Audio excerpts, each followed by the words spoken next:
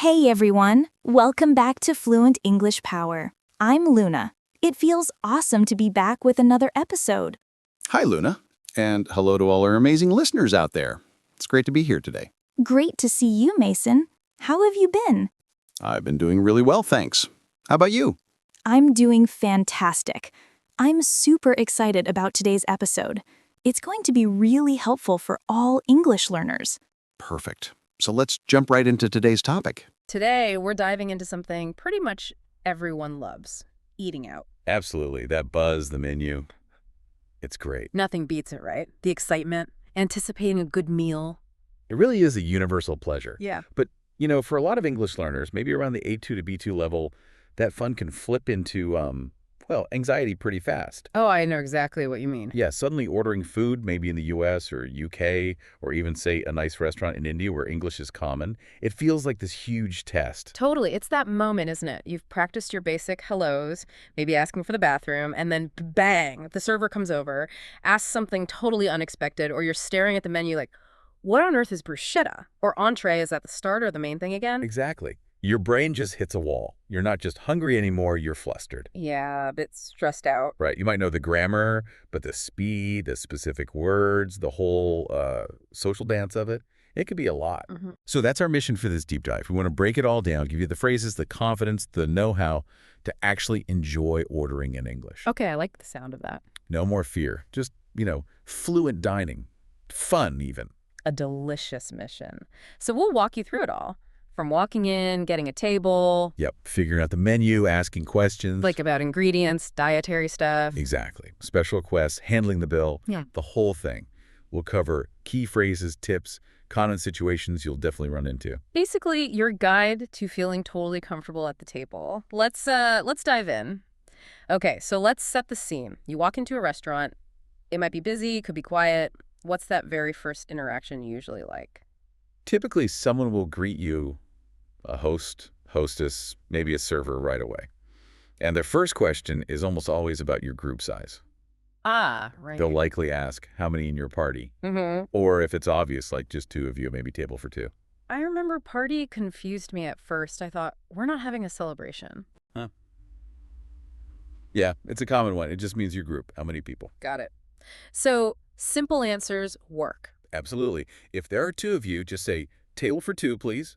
Or even shorter, party of two. Easy enough? Straightforward, polite. Yeah. That's the key. And what if it's, a popular place? Or somewhere you need to book? Good point. Then they'll probably ask, do you have a reservation? A reservation being booking ahead. Exactly. If you do, you just say, yes, under your name, please. Or maybe, yes, we have a reservation for 7 p.m. Okay. And if you're like me and just showed up hoping for the best? Then you just say, no, we don't. Or, no, we don't have a reservation. Perfectly fine. And they might say there's a wait. Yeah. They might tell you how long the wait is, or point you to the bar, or a waiting area. The main thing is don't panic. It's normal. Knowing these little phrases right at the start must make a big difference. It makes a huge difference to your confidence. Seriously, It sets the tone. Then, when they're ready, they'll say something like, follow me, please, or right this way, and lead you to your table, saying, here's your table. Or, in really casual spots, maybe you can sit anywhere you like. Just listen for those cues. Right, so we're seated, we've got the menus, maybe feeling a little overwhelmed by choice. I always feel the slight pressure to order fast, but I need a minute to actually read.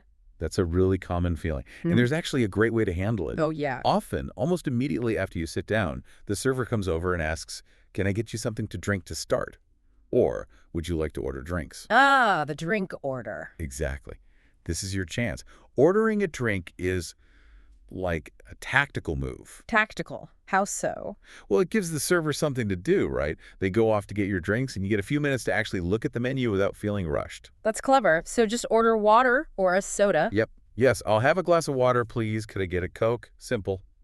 And then you bought yourself time.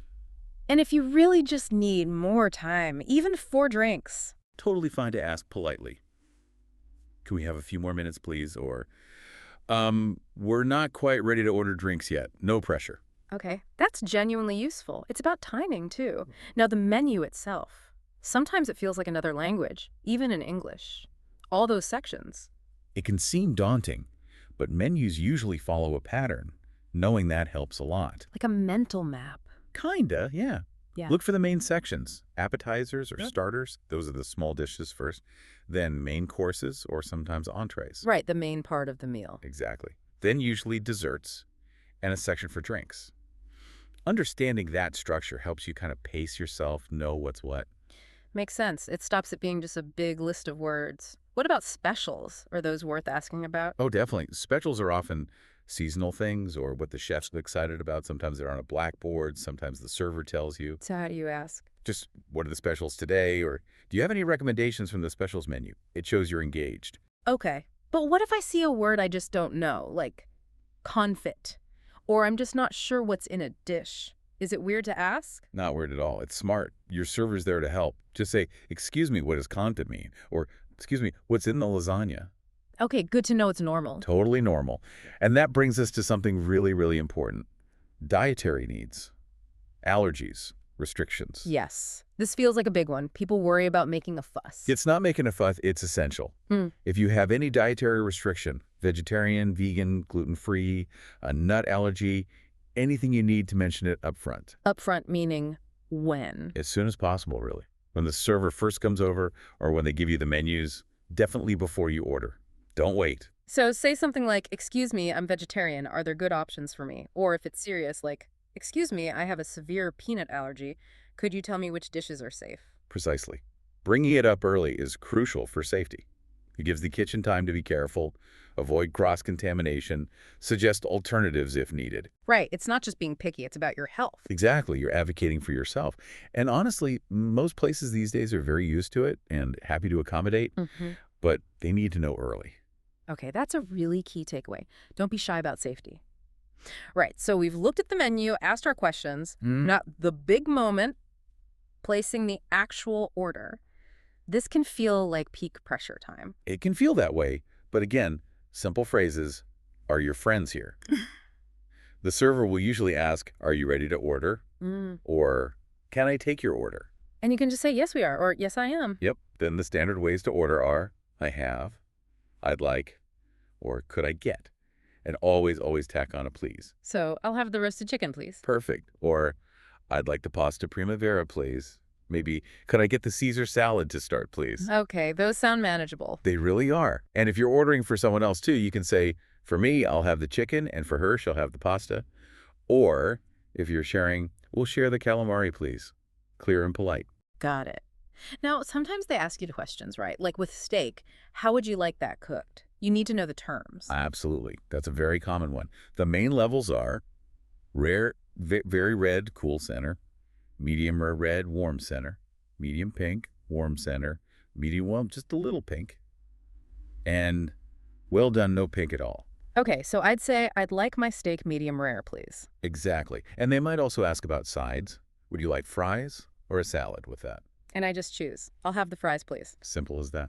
What about making small changes, like, say, no onions on the burger, or getting the dressing separately for a salad? Is that okay? Oh, yeah, those are very common requests. Yeah. Totally fine for reasonable things. You can say, could I have the burger but with no onions, please? Or could I get the dressing on the side? On the side? That's a useful one. What about swapping things, like fries for salad? Yep, you can ask that too. Can I substitute the fries for a side salad? Okay. Any catch with substitutions? Just be aware that sometimes, there might be a small extra charge for substitution. It's not always the case, but it can happen. Ah, so maybe ask. Doesn't hurt to ask politely, is there an extra charge for that? If you want to be sure. Yeah. And needing little extras is fine too. Could I have some extra ketchup, please? Or could we get an extra plate, please? If you're sharing. It sounds like the main thing is just clear, polite communication. Don't be afraid to ask for what you want within reason. That's pretty much it. So the order's in. Phew. Now, while we're waiting, what might show up? And if we suddenly need something more water, or whoops, drop my fork, how do we flag someone down without waving like crazy? Good questions. While you wait, your drinks will usually come first. Sometimes, especially in slightly nicer places, you might get a bread basket. Or maybe even an amuse-bouche. A what now? Amuse-bouche. It's French, means mouth amuser. It's just a tiny little complimentary bite from the chef. Little preview. Oh, cool. Okay, and Yeah. getting attention. The best way is usually just to try and catch your server's eye. No need for big gestures, just look in their direction. Right. Once you make eye contact, a little nod or a small raised hand is usually enough. Then, when they approach, always start with, "Excuse me." Okay, that feels much more comfortable. So, excuse me, could we get some more water, please? Perfect. Or, "Excuse me, I dropped my napkin. Could I get another one?" And what if, it feels like the food is taking a really long time? Is it rude to ask? Not at all if you do it politely. Yeah. Things get busy. You could wait a reasonable amount of time and then say, "Excuse me, we ordered about 20 minutes ago.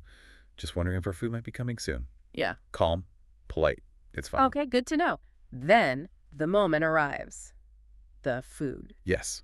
The server will bring it over, usually saying something like, "Here's the pasta for you," or "Enjoy your meal." And a simple thank you is the way to go. Always. But what if something's wrong? This is where people get really nervous, especially in another language. Yeah, complaining feels awkward. It can be, but it's important to handle it well if needed. Say they bring you the wrong dish, or your steak is cooked incorrectly. First step, get the server's attention politely, like we just talked about. Eye contact, small nod. Excuse me. Exactly. Then state the problem calmly. No anger. Just, "Excuse me, I'm afraid this isn't quite right." Or, "Excuse me, I think there might be a mistake." Okay, keep it calm, then explain clearly. Yes. "I asked for my steak medium rare, but this looks well done." Or, "I ordered the pasta, but I think this is the chicken." Be specific. And then ask for what you want. Right. Politely request the correction. "Could you please bring me the medium rare steak instead?" Or, "Could I please have the pasta that I ordered?" Calm, clear, polite. That usually gets it sorted out quickly and professionally. And for smaller things, like needing salt. Oh, much simpler. Just, "Excuse me, could I get some salt and pepper, please?" Or, "Could we get some mustard?" Easy. The goal is just to have a good meal. These phrases are really building up into a toolkit. Okay, meal done. Hopefully delicious. Now, the end game. Getting the bill and leaving. Right, the final act. When you're all finished and ready to go, catch your server's eye again. Then simply ask, "Excuse me, could we get the bill, please?" Or, could I have the check, please? I hear that one a lot in American shows. Exactly, that's a great point. Check is very common in American English. Bill is more common in British English and many other places. Good to know both. Okay, so they bring the bill or the check. Then payment. Yep. If you're paying by card, you can often just put the card in the little booklet they bring the bill in. Or you can say, "I'll pay by card, please." And cash. Put the cash in the booklet. Yeah. If you need change back, make sure to say, "I'll pay with cash and I'll need change, please." So they don't assume the extra is a tip. Ah, speaking of tips, this is a huge cultural point, isn't it? It varies so much. Massively. This is really important to understand. In some places, like India, for example, a tip is appreciated for good service, but it's not always strictly expected in the same way as. Huh. Exactly. In the United States, tipping in restaurants is very much the standard practice. Usually 15–20% of the bill is considered normal for good service, because servers' base wages are often lower, relying on tips. So not tipping or tipping too little is seen differently there. It can be seen as quite rude, yeah. It's part of the social contract, almost. It acknowledges the service.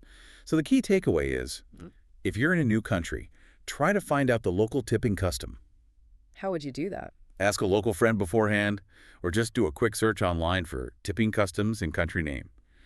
It avoids awkwardness and shows respect for the local culture. That's really vital context. It's more than just the money. Okay, paid up, ready to go. Any final words? A simple, friendly farewell is always nice. "Thank you for the meal," or if you enjoyed it, "Everything was delicious, thank you." Perfect. So we've covered the whole journey. Pretty much from door to door. And, looking back at all these phrases and situations, it really comes down to a few things, doesn't it? Politeness. Definitely. Using please and thank you.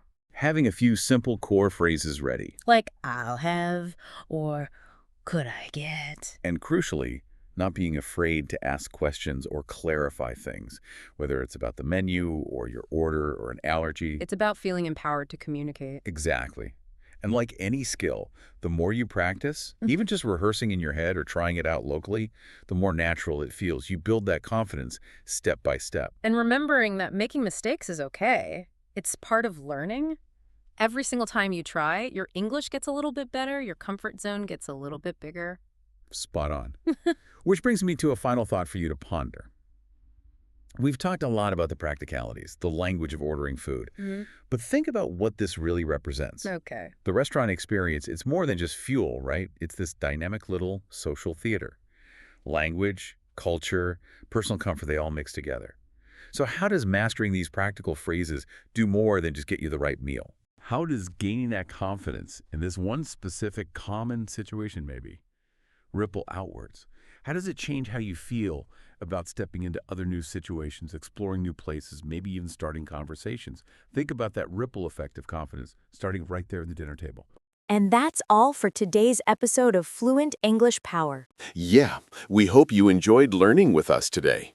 If you found this episode helpful, don't forget to like, share, and subscribe to our channel. Absolutely, and we'd love to hear from you. So, tell us in the comments, how was today's video? What did you learn new today? Your feedback really means a lot and helps us make even better episodes for you. Thanks for listening, everyone. See you in the next episode. Keep learning and keep shining.